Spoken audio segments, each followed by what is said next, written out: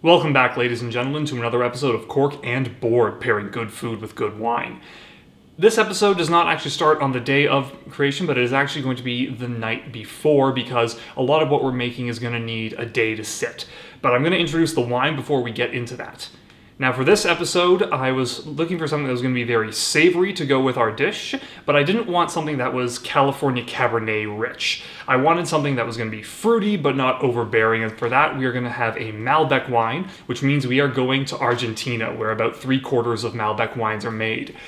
We are having tonight the Infinito Winemaker's Selection Malbec. This is out of the Mendoza region, like most Malbecs, and hopefully should meet the flavor profile described above. We should have notes of blackberry and blueberry, but without being super heavy like a California Cabernet Sauvignon.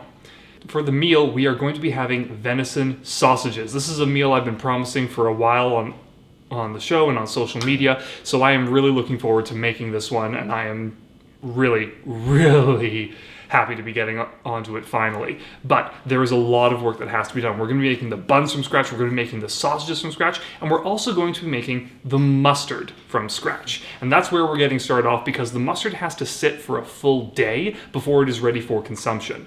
Now, you already saw me picking out the dill weed in the garden, and we're going to be moving on from there. So stick around and let's get tasty.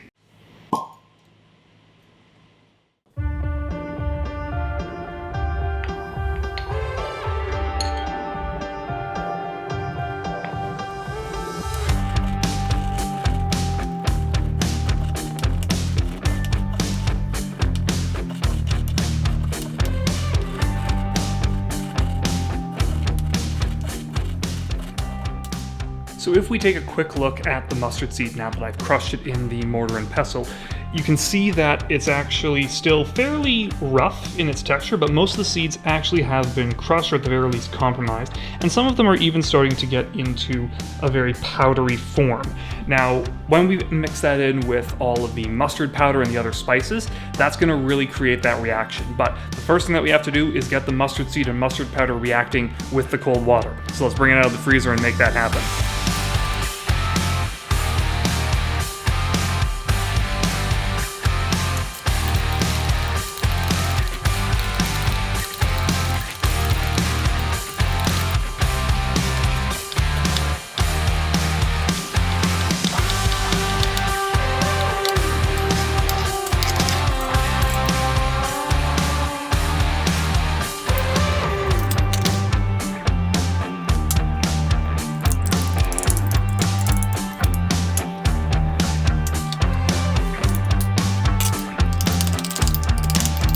All the ingredients are now mixed into our mustard, and it's good to go. It's not quite ready to flavor because all of the flavors need to mix and meld together, and that's why it needs to sit for a day. It needs to act like a soup and let all those flavors meld and mellow out a little bit, so that you're not getting just this watery mixture with the sharp hit of the mustard itself.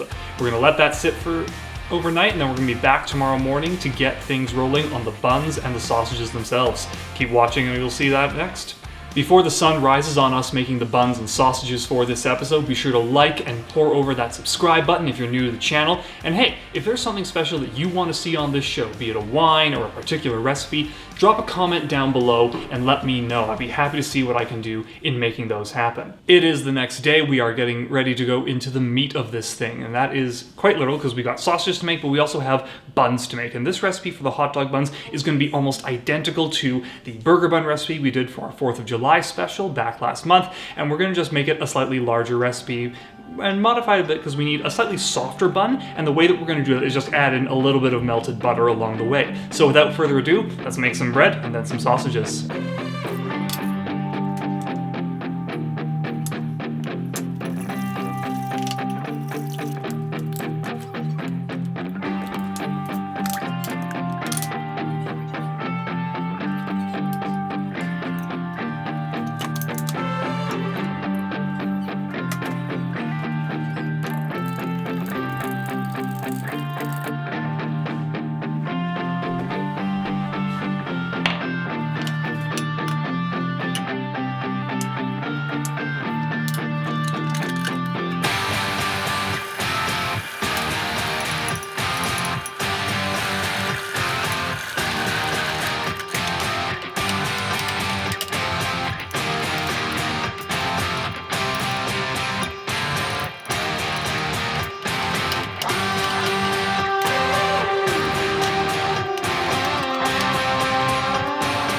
With the bread dough rising, it is now time to get into making those sausages. Now, we've got about 1 kilogram of meat here, so that's going to be about 2.2 pounds in imperial units, and that means we're going to need to keep everything pretty cold while we're going through it, because if things get too hot when you're making sausages, it starts to fall apart and crumble. So, to that end, the wine that we're going to be marinating these in to make red wine sausages has been in the freezer for the last hour or so.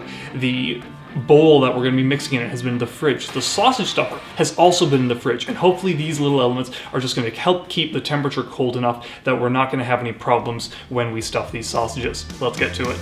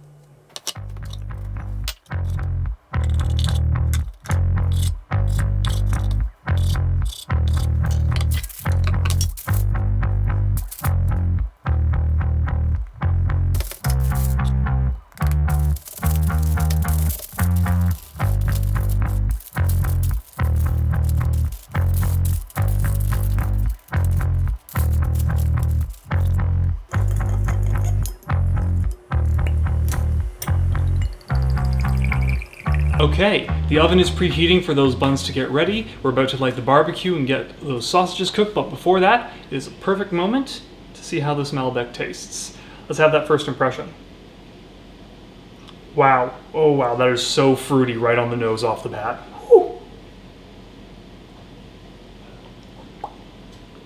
Whew. Ooh, very, very nice. And right on the money. It's got that richness of fruit and those berries. I'm getting a little more strawberry than blackberry, which is a little off the mark for my initial guess, but it's very nice, and it's nowhere near the heaviness of a Cabernet Sauvignon. It's got almost a lightness to it. It's very refreshing, actually. Very acidic, and I'm just feeling this warmth coming up the moment I'm having this. Oh. We'll move on from there. We still got to make some stuff, so let's pop the buns into the oven and then get the grill up and started. We'll see you on the flip side.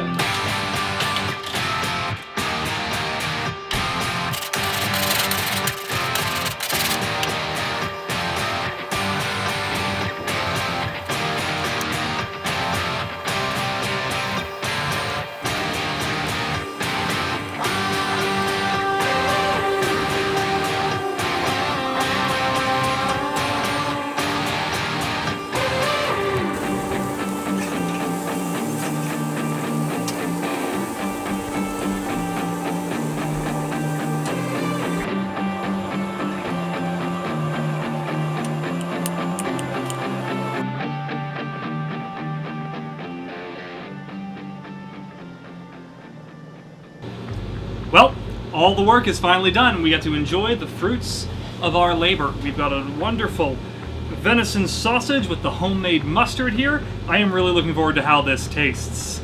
have that wonderful first bite if I can actually manage to get this into my mouth without spilling anything. And there I go, right off the bat.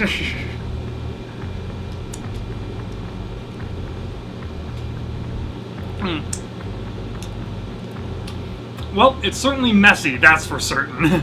But seriously, the flavor, it doesn't look like much in front of you, but it tastes amazing. There's this richness that comes from the red wine and garlic in that sausage. There's the punch that's really been mellowed out over the last 24 hours of the homemade mustard. There's that little hint of the dill in all of that mustard as well. Honestly, it's a lot more subtle than I thought it was going to be, but it's still rich and tasty. But now, how does it stack with a Malbec to accompany it? Ooh. I like that. There's a real sharpness there when I have them. I think it's coming from the mustard and the savoriness of the sausage, because when you have a more savory element, it reduces savory flavors in the wine. And so what that's letting it do is it's letting the more spicy nature of the Malbec grape come forward. And it's not astringent, it's not acidic. I'm getting just this wonderful, wonderful tingling sensation in my mouth. And it is just wonderful. It's smooth, it's subtle. This is well aged. This is a 2014 Malbec, so right in that spot where it's really starting to hit its stride. Honestly, I think I need to have another bite here. That is it for this episode, guys. Thank you all for coming along. Thank you for watching, and don't forget to like, comment, and share that subscribe button. We'll see you on the next one. Take care.